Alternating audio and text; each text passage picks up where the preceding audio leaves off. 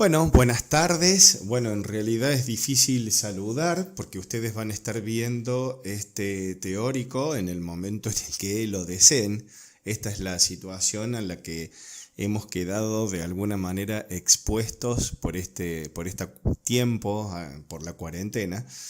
Generalmente nuestros teóricos son uno a las 12 y otro alrededor de las 4 menos cuarto de la tarde. Así que en alguno uno no sabe qué decir porque es justo al mediodía y en el otro seguramente es buenas tardes. Les saludo, yo soy el arquitecto Sergio Angulo, algunos me conocen posiblemente de Introducción a la Tecnología y para los que no lo han hecho, no me han visto, no me han cruzado nunca, el año pasado en tecnología, quizás sean de la otra cátedra, me presento, yo soy el profesor adjunto de esta materia junto con el arquitecto Sani que ustedes ya han visto en el primer teórico que es el titular. Nos convoca una clase que, como les decía, la modalidad por la que ustedes la van a recibir va a ser esta, vamos a tratar de que sea lo más amigable posible. No obstante, bueno, es difícil, por más que un teórico es siempre una clase expositiva, cuando uno está frente a ustedes de alguna manera ve las caras y puede producirse un feedback, un ida y vuelta. No va a ser así en este caso, ustedes lo van a recibir en diferido, así que bueno, tengan un poco de paciencia y como todo teórico es una clase que puede en algún punto resultar hasta un poquito densa.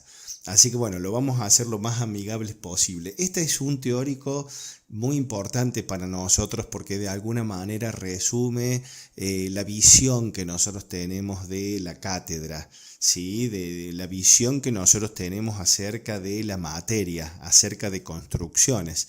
Y ustedes van a ver que muchas veces cuando yo esté hablando voy a estar hablando de arquitectura. Posiblemente digan, bueno, si está hablando de arquitectura me equivoqué teórico, me equivoqué de materia. En realidad creemos firmemente que enseñamos a construir arquitectura y que estamos muy involucrados en sus procesos proyectuales. Es por eso que el título del teórico es La incorporación de las variables tecnológicas en los procesos proyectuales y como les decía, no nos hemos equivocado. El proceso de diseño es un proceso complejo. Ustedes ya lo deben haber experimentado un poco en el primer año, cuando tenían que empezar a dar los primeros pasos, diseñando y tratando de dar forma a aquellas ideas que venían a sus cabezas y de alguna manera es un proceso donde se aprende a proyectar proyectando. Entonces es complejo y a la vez también es multidimensional, es decir, son tantas las dimensiones que participan del proceso, que interfieren, que se mezclan, que la verdad lo único que podemos decir es que se sabe poco acerca de él y que es de una naturaleza profunda, digamos, ¿no? Estudiarlo implica sondear y meternos para adentro en un proceso que no es muy fácil de hacer. Se sabe de su progresiva generación, se sabe también que esa progresión no es lineal, ¿sí? No es algorítmica, se conoce que en él inciden factores razonables y sensibles, objetivos y subjetivos, ¿no? Algunos los podemos razonar y son como más fáciles de entender y a veces nos cuestan menos, otros son puramente sensibles, ¿no? Que tienen que ver con aquellas cosas difíciles de expresar que sentimos, que tienen más que ver con lo subjetivo, que son absolutamente personales, pero también incluye una dimensión que tiene que ver con lo social, con lo que nos convoca a todos. El fondo de esta diapositiva espiralada que tiene que ver con una escalera caracol que se muestra de esta manera es porque verdaderamente uno de los estudiosos de este tipo de procesos creativos dice que el proceso es más bien espiralado, ¿sí? No es lineal, no es algorítmico, no es lineal porque no es una cosa que empieza y termina y en el medio pasan siempre las mismas cosas, no es algorítmico porque no es algo que nosotros podemos empezar y resolver e ir resolviendo y decimos, bueno, esto que ya he resuelto está estanco y está totalmente listo y ahora sí puedo pasar a un segundo paso, ¿eh? No es de esa manera que se da, sino más bien es espiralado y nosotros lo que tenemos que hacer para no ir tan a tientas en el proceso es aprender a subir y a bajar por esta espiral incorporando todas las variables que se nos van a ir presentando. Requiere de instrumentos, conocimientos propios de las disciplinas de diseño y también de otros ámbitos que frecuentemente es resultado de un ejercicio interdisciplinario, porque en el proceso de diseño interviene más de una disciplina, ¿no? De acá este término que van a escuchar varias veces en el teórico y que debiéramos escuchar, yo creo, más de una vez dentro de la facultad, porque la arquitectura tiene que ver con eso. Tiene que ver con una disciplina en donde intervienen a su vez de alguna manera muchas disciplinas que la componen y que nunca está garantizado el éxito de este proceso, aunque muchas veces quizá lo alcance, ¿sí? Proyectar etimológicamente proviene de pro, hacia adelante, y actum, lanzar. Por lo tanto, proyectar es lanzar hacia adelante, lanzar hacia el futuro. El proyecto de alguna manera tiene un carácter anticipatorio, ¿sí? Que de manera abstracta y fundamental aporta los problemas que sucederán en la práctica real y fundamentalmente debería aportar todas las soluciones, ¿no? O la mayor cantidad posible de soluciones, porque en un proyecto están expresados todo: materiales, fuerzas, medidas, resistencias, las conexiones, la sombra, el color, la luz, todas las ideas iniciales que tuvimos, la tecnología, todas las variables que vamos incorporando, ¿no? En el proceso que decíamos recién no es lineal, que más bien va a ser espiralado y que debiéramos ir incorporando a medida que subimos y a medida que descendemos quizá. ¿Por qué digo a medida que subimos y bajamos? Porque a veces, como decíamos que no es lineal, a veces tenemos que volver atrás, ¿no? Y replantearnos en una suerte de retroalimentación algunas cuestiones. ¿De dónde provienen nuestras ideas? Es una de las preguntas fundamentales, ¿no? A la que por ahí nos cuesta dar respuesta. ¿Cuáles son nuestras fuentes, nuestros motores iniciales? ¿De dónde arrancamos? Es muy importante que podamos ir pensando en estas cosas. Ustedes ya han recorrido un proceso de diseño o más en primer año y es importante que vayan pensando estas cosas. ¿Cómo arrancaron? ¿Desde dónde? ¿Desde dónde se pararon? ¿Podemos identificar nuestro propio proceso? Es decir, ¿sabemos cómo fuimos y volvimos? ¿Cómo llegamos a donde llegamos y por qué? Todo proceso comienza en algún lugar y se gesta en algún tiempo. Este proceso velado, ¿sí?, que caracteriza a todo proceso creativo de alguna manera, digo velado, podría decir hermético, porque tiene como una hermeticidad, una parte difícil de desentrañar, difícil de contar, que aún vamos haciendo a tientas a veces. En principio no vemos o no escuchamos, al que algunas veces, al que algunos, denominan caja negra, puede transformarse en el camino en donde se entrecruzan las búsquedas más potentes, auténticas y profundas de lo que tal vez una vez concluida pueda ser una obra. Digo tal vez porque este camino no siempre se transita con éxito, ¿no? Es decir, a veces lo transitamos totalmente y no necesariamente esto que hacemos llega a ser una obra de arquitectura. Y a veces no porque no se quiera construir, sino porque a veces vamos a llegar a la conclusión misma en el proyecto de que no se puede. ¿Podemos transitar este camino entonces sin detenernos a tratar alguna vez de transparentarlo? Sin desentramar sus interacciones, sus métodos, sus lógicas, su retroalimentación? O podemos intentar desentramarlo, transparentarlo, tratar de comprenderlo. Digo tratar porque no es fácil, sin renunciar a lo complejo de su trama. Es decir, no lo podemos simplificar para tratar de entenderlo, pero sería bueno que de alguna manera nosotros pudiéramos ver en dónde nos paramos para empezar, cómo lo transitamos, qué cosas hemos incorporado, qué variables hemos ido ponderando para resolver y dejando atrás quizá otras que tenemos que retomar en este camino que vamos a transitar. En este camino que transitamos, ¿las retomamos o las dejamos olvidadas? ¿O las dejamos afuera y lo recortamos?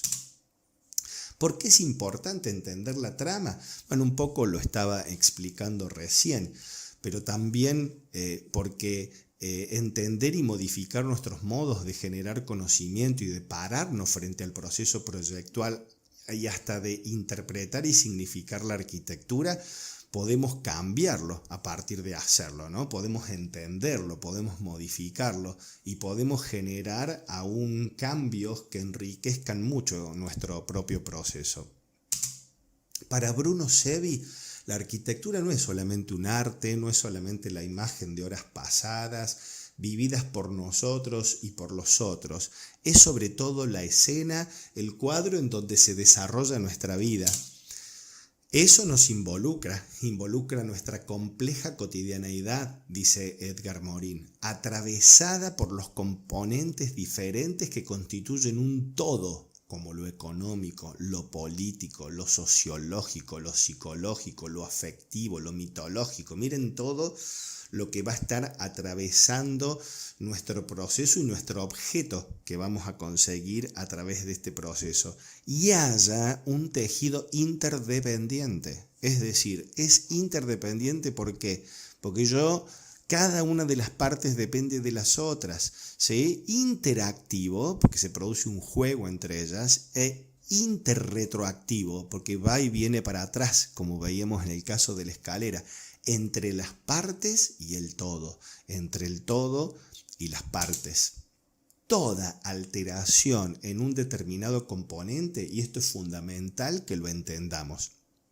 Cada vez que hacemos un cambio, cada vez que nosotros alteramos algo dentro de este complejo sistema que es el proceso proyectual, cada vez que toco una variable, esa decisión se propaga, esos cambios se propagan y se propagan de diversas maneras a través de este conjunto de relaciones que definen la estructura del sistema. La estructura puede ser, por ejemplo, la estructura del proyecto en sí, ¿no? Puede consolidar o replantear el partido arquitectónico.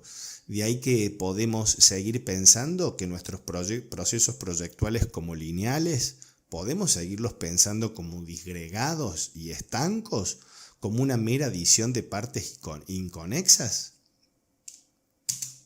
Una mirada al proyecto de arquitectura desde Construcciones 1, yo puse el título y de alguna manera quizá retome algunas de las cosas de conceptos que explicó el arquitecto Sani en la clase anterior, ¿no? Acerca del origen del oficio de arquitecto.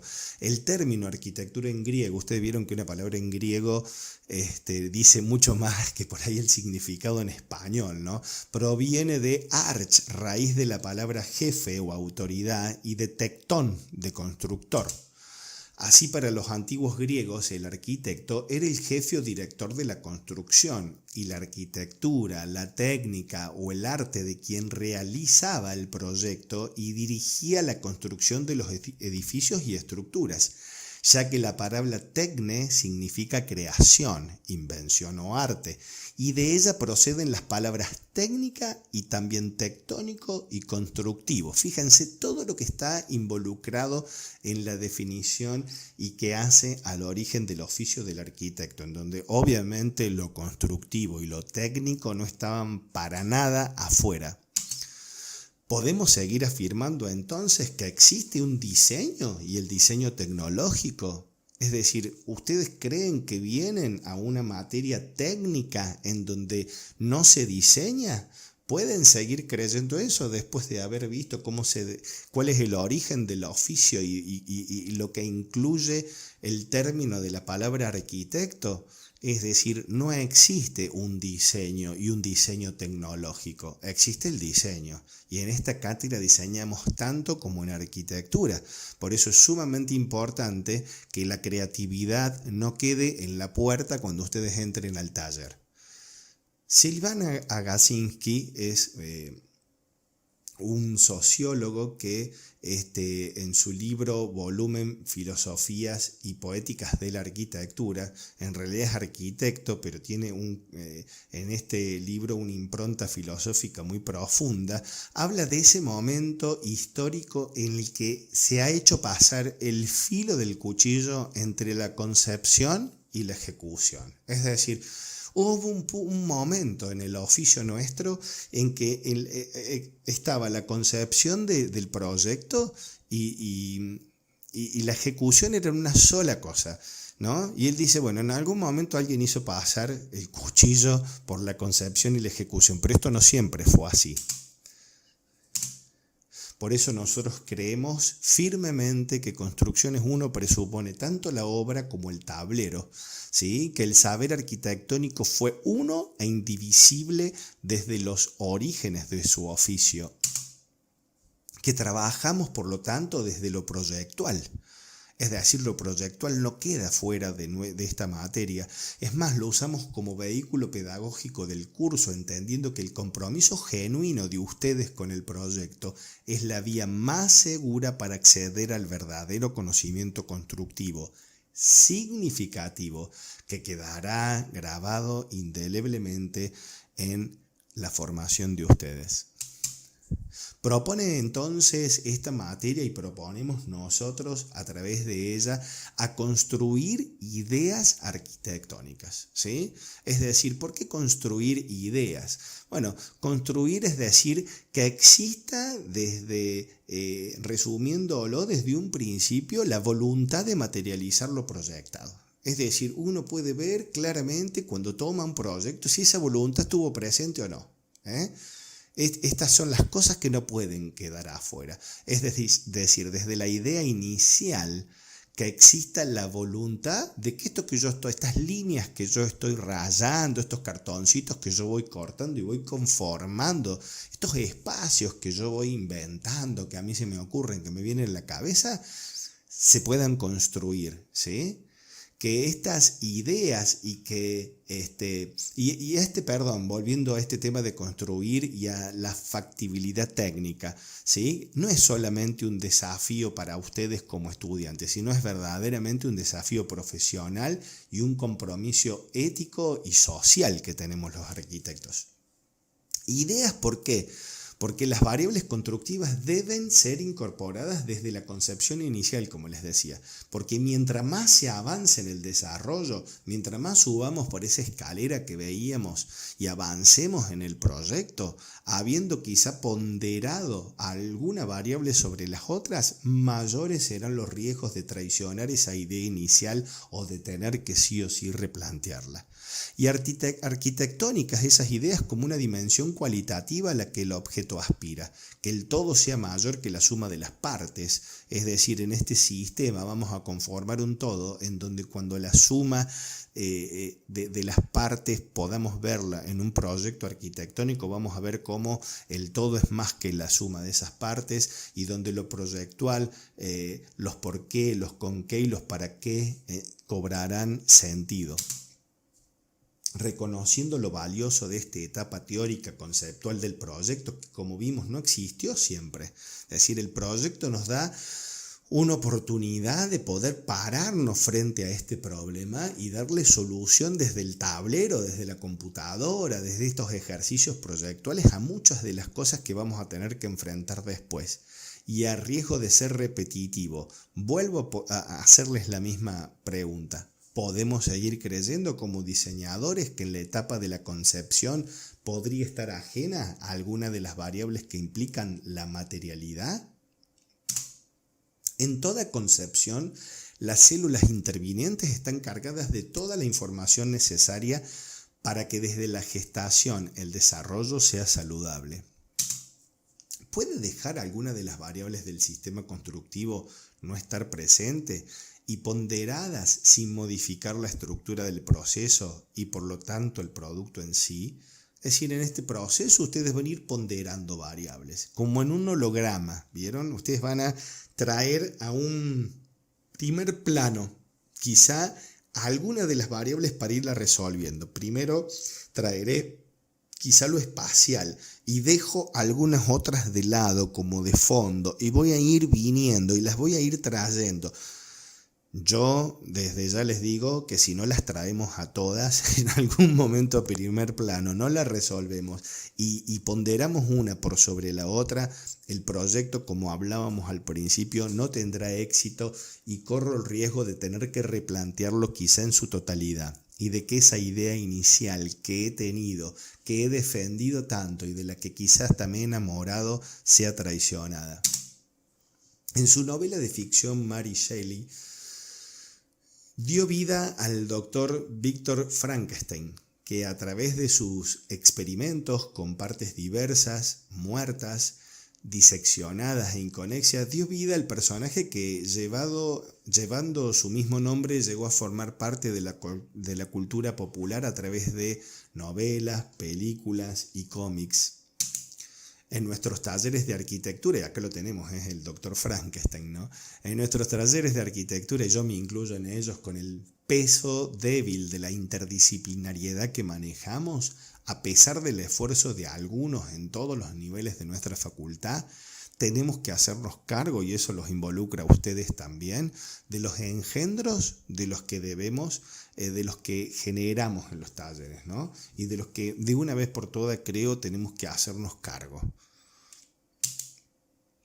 Fíjense, esta es un libro, bueno, bellísimo, que se llama Orden y Espacio de Francis de Cachín, en donde él va de alguna manera diseccionando, en este caso, la Vilsawa, ¿no? Y entonces en una parte podemos ver el entrepiso, en otra el sistema estructural, en otra el sistema de circulación, la envolvente lateral, la envolvente superior. Fíjense que en cada una de las perspectivas nos va mostrando cada una de las partes, ¿no?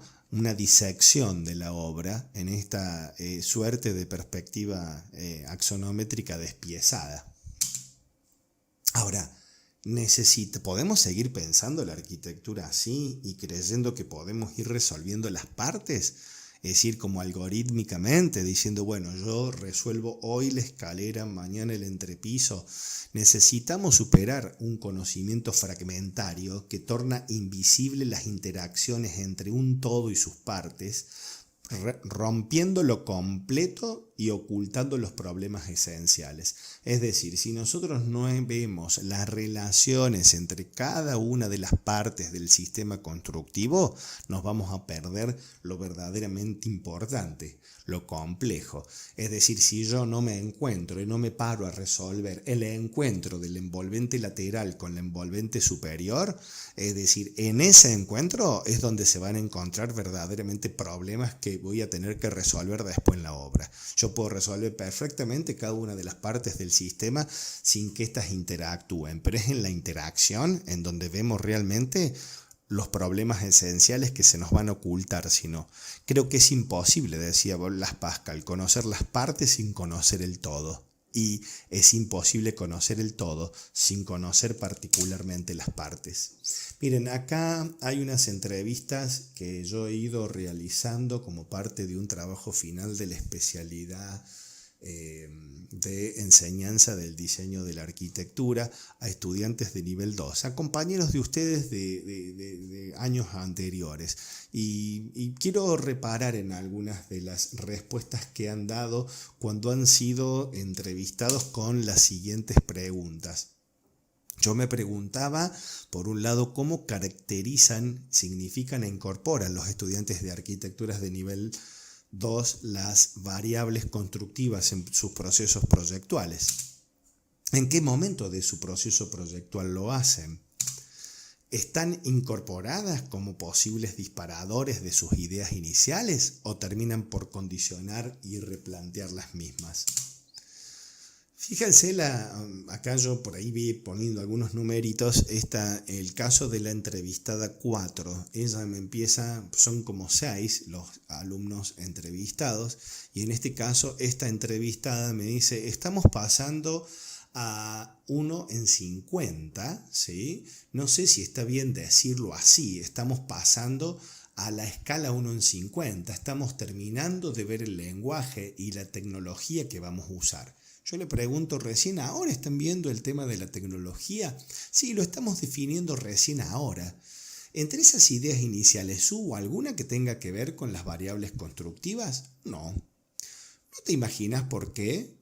Dice ella y contesta algo que quizás sea cierto, pero habría que chequearlo también, a ver si lo puede repetir delante de los profes de la otra cátedra, ¿no? Dice, porque mi cátedra hacía mucho enfoque en la relación que tenía la plaza, dice, con el proyecto, entonces nos fijábamos más en el lenguaje y todo eso, y por ejemplo todavía no tenemos definido si queremos que sea de hormigón o de ladrillo. Fíjense que el proyecto ya había avanzado a llegar a niveles de concreción de escala 1 en 50, pero ella todavía, estas chicas que hacían grupo, conformaban un grupo, no sabían si esto iba a ser de hormigón o de ladrillo. La misma entrevistada dice, o sea, sí, lo tenemos resuelto, pero si el profesor de Arqui nos incentiva con el hormigón, que nos iba a incentivar con el hormigón, capaz que lo cambiemos a hormigón, a las plantas, pero ¿cómo puede ser si lo hacemos de hormigón o de ladrillo? En cambio, el entrevistado número 1 dice, bueno, como dice la cátedra de mis compañeros y ya somos 2 personas diferentes con un docente de arquitectura que le dice cómo tienen que ser las cosas, también, y bueno, ellos se basan mucho en eso. De alguna manera parece que este chico se veía obligado a acoplarse a las decisiones, ¿no? Que en sí no estaban siendo del todo, parece, tomadas por los compañeros tampoco. Otro entrevistado dice, pero desde mi punto de vista nunca dejé de lado lo que yo quería hacer, ¿sí? Y esta me parece que está firme en sus determinaciones. Esta era un estudiante que ya había cursado construcciones una vez y había quedado libre. Entonces dice, a ver, desde mi punto de vista yo nunca dejé de lado lo que quería hacer, así me sacara o me fuera peor en arquitectura, siempre quise lo que yo quise hacer, estando bien obviamente, pero no dejando de lo que yo sentía que estaba bien, no porque me dijeran, ¿sí?, que era así, por eso tenía yo de alguna manera, dice ella, varias peleas. Entonces se refiere a peleas internas quizá, ¿no? Dice, no, al principio sí, pero después elegí algo que podía manejar. Si más que todo me frustré porque a mi profe no le gustó el proyecto, pero una vez que yo elegí me casé con ese y creo que ya está, que no me lo van a cambiar más. Yo digo, ¿a qué te referís cuando decís que a ella no le gustó tu proyecto, que ya no te lo van a cambiar más? Y dice esas cosas, sobre todo que suelen pasar en el taller de arquitectura, cuando no le gustan los temas que poner. Por ejemplo, a mi profesora le gustaban los patios de luz tipo 3x3, pero los tuve que poner porque, dice, no me convencen, pero bueno, quiero aprobar. Risas, ¿no? Se nota como de alguna manera parece que el proceso de proyectual no toma todas las decisiones y va siendo llevada de alguna manera, ¿no? A lo largo del proceso, yo digo, sintieron que la parte constructiva los posibilitó, condicionó sus ideas iniciales. No, sí, no. Al principio hubo trabas, pero después facilitó la estructura, nos ayudó. Pero vos me decís que aún no tienen claro los materiales, porque esta es la entrevistada número 4, la que de alguna manera, o el grupo entrevistado que no sabía si iba a ser de bloques, si iba a ser de hormigón, y dice, pero vos me decís, yo les digo, bueno, pero vos me decías que aún no tienen claro los materiales. No, supuestamente es de bloques cerámicos, pero si vemos que con croquis y eso, ahora viéndolo tridimensionalmente, viendo el lenguaje por completo, nos gusta más el hormigón. Y a eso podríamos cambiarlo, aunque da igual, porque podríamos revestirlo. Lo que tenemos claro es que queremos que sea blanco. Da igual, no sé, o no. risas, porque en realidad nos terminamos riendo, y yo le digo, bueno, eso te pregunto yo a vos. Bueno, no sé, creo que quedaríamos con el bloque. No podemos dejar de señalar la existencia frente a estas respuestas de un paradigma, una manera de ver, ¿sí? Los procesos constructivos, las variables tecnológicas dentro del proceso como algo que realmente sienten que los condiciona, ¿no? Y no podemos dejar de señalar la existencia de un paradigma dogmático, ¿no? Que dice lo que hay que hacer y que fragmenta. El diseño del diseño tecnológico, como si éste existiese solo por sí mismo. La materia síntesis, arquitectura, con todo lo que al llamarse así implica, de las técnicas, estructuras, instalaciones y construcciones. Este paradigma que subyace implícito, es decir, que de esto no se habla, pero está en todos los niveles de la carrera, posibilita en su manera de ver fragmentada que un estudiante pueda creerse un gran diseñador de proyectos de arquitectura sin que estos reúnan las condiciones mínimas que inexorablemente deben poder verificarse para su materialidad. Debemos responsabilizarnos, como decíamos, de las disecciones, de los recortes, de por dónde hacemos pasar el cuchillo. Esta situación en la que seguimos viviendo es inaceptable, incluso cuando la esquizofrenia teórico-práctica en la arquitectura se enriquece con la aportación extradisciplinar de quienes proceden de otros ámbitos del conocimiento. Esto lo dice Ignacio Sora de Morales.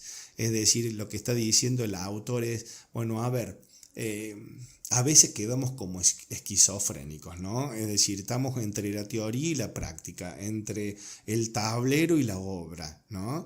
Y él dice, a pesar de que hay muchas disciplinas que con su especificidad se han ido especializando y han aportado mayores niveles de conocimiento, al final sigue siendo un conocimiento que incorporamos, pero lo incorporamos de forma fragmentada.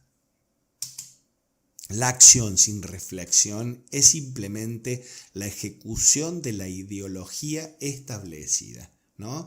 De que esto es de una determinada manera y así debiera ser. Una grandísima parte de la arquitectura que se construye y una no desdeñable cantidad de la que se enseña se establece sobre tópicos que no se discuten, sobre decisiones estéticas que se asumen sin someterlas a ninguna revisión. Y esto lo dice el mismo autor.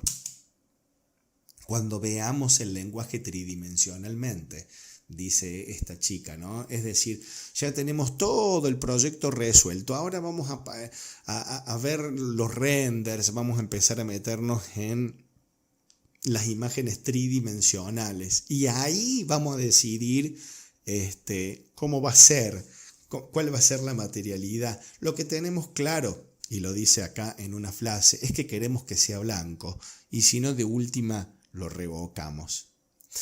La ponderancia de la imagen como la principal de las variables, ¿no? La deformación del uso de la representación como instrumento mediador, es decir, esto de cuando lo veamos tridimensionalmente, termina transformando al lenguaje, ¿sí?, con el que vemos las cosas, a este lenguaje con el que los arquitectos nos expresamos, que es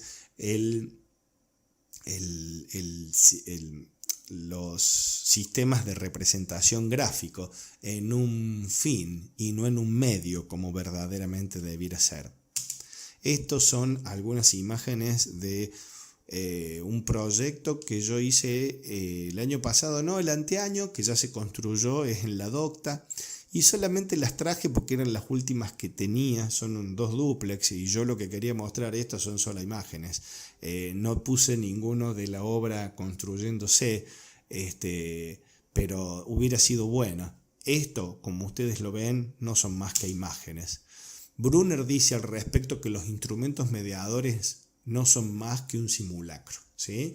Brunner es un pedagogo, un estudioso de los procesos, ¿no? Y sobre todo de los procesos de aprendizaje, ¿no? Y él dice, a ver, los instrumentos mediadores, y en este caso el lenguaje no es más que un instrumento mediador, ¿sí? Si no entendemos que no son más que un simulacro, vamos a caer en la falacia de creer que esas imágenes son la arquitectura. Y esas imágenes no son más que eso, fotos. Por lo tanto, en Construcciones 1 no nos deslumbran ni renders realistas, ni maquetas constructivas, ni cortes constructivos dibujados a la perfección, ni enormes despices axonométricos, sino la clara muestra de un proceso coherente y reflexivo. Es decir, es mejor un estudiante que llega a último momento con las cosas quizá en lápiz, dibujadas, no de la forma más vistosa, ¿no? Pero que da muestras de haber hecho un recorrido claro, de un proceso coherente, de haber reflexionado y de haber incorporado en su momento todas las variables que tenía que incorporar.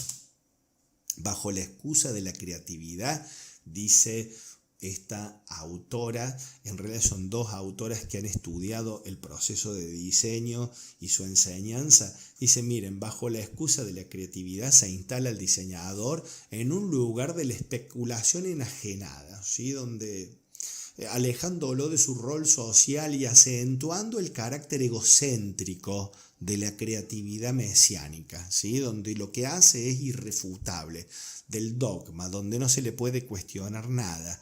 Y un carácter egocéntrico porque en realidad termina generando una arquitectura que nos preguntamos si es para él o para los demás, ¿no? Porque en algunos casos lo único que hace, pareciera, a través de esas imágenes, es alimentar el ego. Y en el otro extremo, quizá desde los talleres de construcciones podemos caer también en el error de un excesivo pragmatismo, de una cosa muy pragmática, muy lógica, muy racional, que anule la poética, ¿sí? Al plantear un enfoque del tema marcadamente funcional o técnico, donde pareciera que el objetivo es solo resolver la necesidad o el problema, sin el plus comunicacional que conllevan las disciplinas proyectuales. Y en esto, de alguna manera, me detengo un poco, porque verdaderamente nosotros también creo, cuando corregimos arquitectura. Y no podemos dejar la creatividad afuera. Somos arquitectos y a nosotros también nos gustan las cosas lindas, por llamarlo de alguna manera, ¿sí? Así que cuando yo voy por los talleres, nosotros no vamos solamente a corregir que esto se sostenga, que esto cumpla con las condiciones de filtro que tiene que higrotérmico y todas las cuestiones que les vamos a enseñar que tiene que responder, sino también vamos a ver que sea agradable, que tenga un significado, ¿sí? Que sea interesante. Es decir, yo puedo hacer un cubito que no se caiga, no se mueva para ningún lado, pero verdaderamente no es el objetivo, ¿sí? Y no es lo que perseguimos en el taller. Lo que perseguimos es que ustedes no se traicionen y puedan construir esas ideas iniciales que han tenido.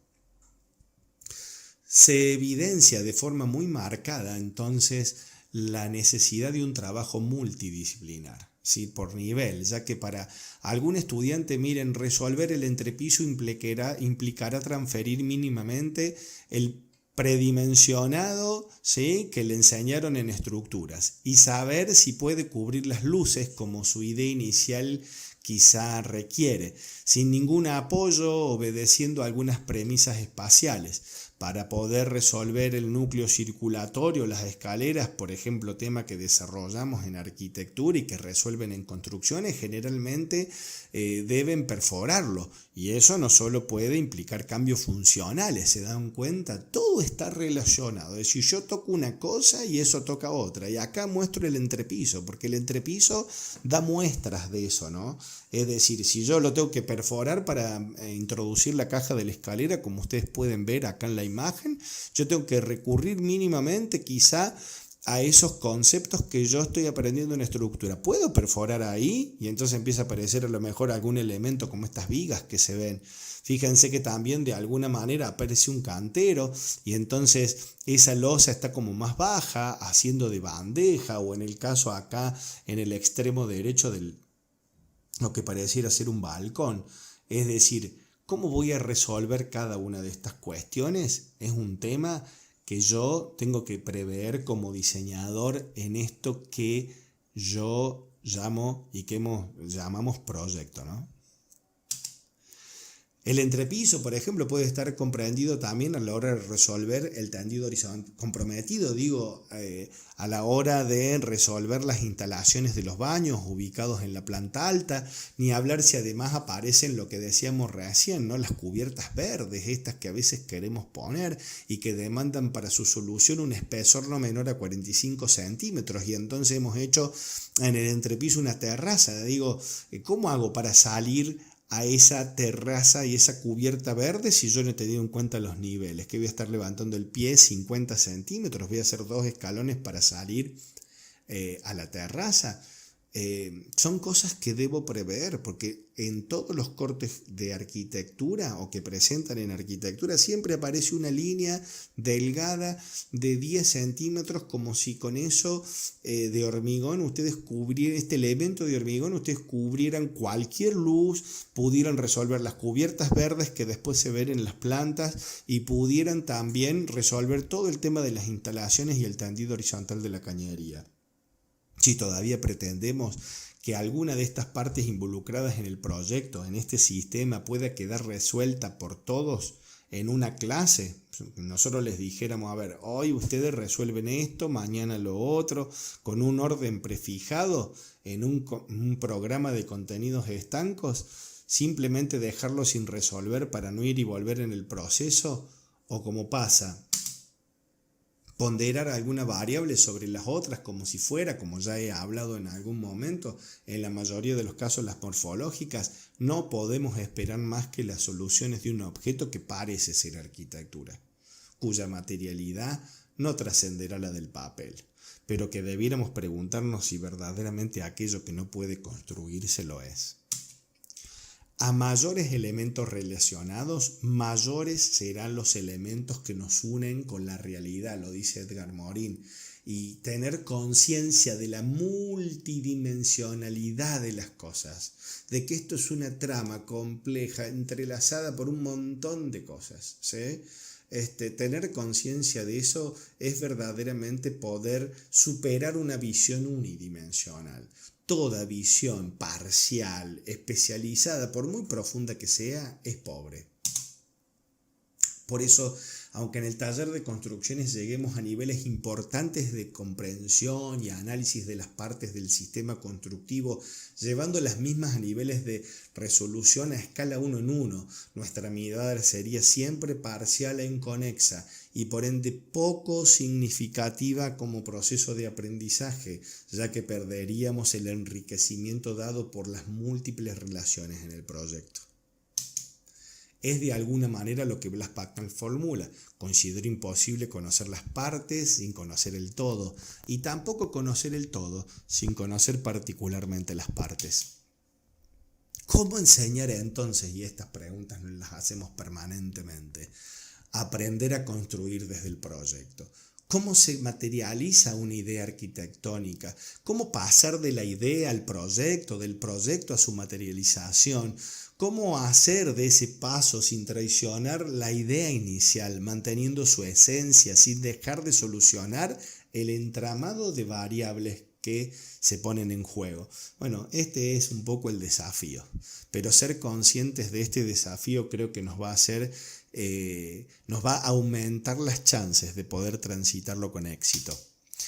Esta situación, y termino con una frase de Roberto Fernández, que es un estudioso del proceso, un arquitecto estudioso del proceso proyectual, que habla acerca de una situación inédita que se está dando en la historia de la arquitectura, ¿sí?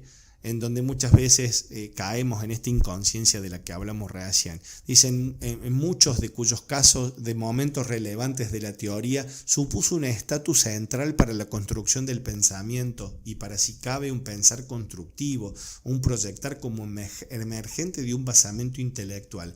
Remite una exaltación de la pura práctica cada vez más desustanciada. ¿Sí? Cuando habla de la práctica está hablando de la práctica proyectual, ¿no? Y dice, a ver, esta práctica está cada vez más desustanciada, no tiene un basamiento intelectual. Este proceso del proyecto anticipatorio parece que en lugar de ponernos a pensar, nos ha hecho caer al final en algo en donde hay solamente variables formales que son las ponderadas, y entonces se ha instalado un devenir frívolo, dice el autor, de un experimentalismo de marcada insustancialidad social, donde pareciera que ni nos importa quién va a venir a vivir, aunque lo tengan, siempre digan, no, esta es la casa, porque muchos hacen la casa para el arquitecto, la casa para el arquitecto no, porque el arquitecto se la haría solo, supuestamente, no, hacen la casa para el filósofo, para el psiquiatra, para el cura. En un año se les dio por hacer iglesia y hacían una iglesia y hacían una casa. Los que hace muchos años que estamos en las cátedras de construcciones hemos visto de todo, ¿no? Entonces dice, bueno, a ver, ni ya hemos dejado hasta de ver quién va a usar esto, ¿no? Una marcada insustentabilidad social, culpable de degradar el valor o reconocimiento público de la arquitectura y reubicarla, y esto es tremendo lo que dice, ni siquiera en el estamento de las artes, sino más crudamente en el nivel arbitrario de la moda o persuasivo de la publicidad. Terminamos con esto y solamente les muestro unas imágenes de unos proyectos interesantísimos, ¿sí? De Solano Benítez, para que ustedes vean proyectos muy interesantes en donde es imposible que la tecnología haya quedado afuera desde el inicio.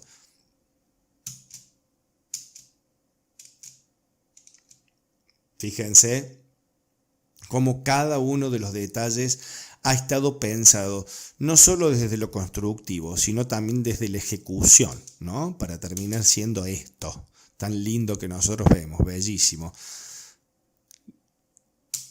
Y esta casa, solamente para traerla, porque ustedes en nivel 2 hacen una vivienda, una vivienda unifamiliar y después un complejo. Una casa que me resulta muy interesante, porque nunca sé la verdad, no me he puesto a estudiar bien cómo se sostiene, pero es todo un misterio. Imposible que los diseñadores hayan pensado en la estructura al terminar el proceso. Es decir, en este caso les aseguro que la estructura estuvo presente desde las primeras líneas, y si ustedes se ponen a googlear y a verla y a estudiarla, realmente hay gráficos que lo demuestran, ¿no? Realmente ha sido estudiado en profundidad cómo se va a sostener. Miren la casa verdaderamente volando. De hecho, si la googlean, la pueden googlear como la casa que vuela o la casa en el aire.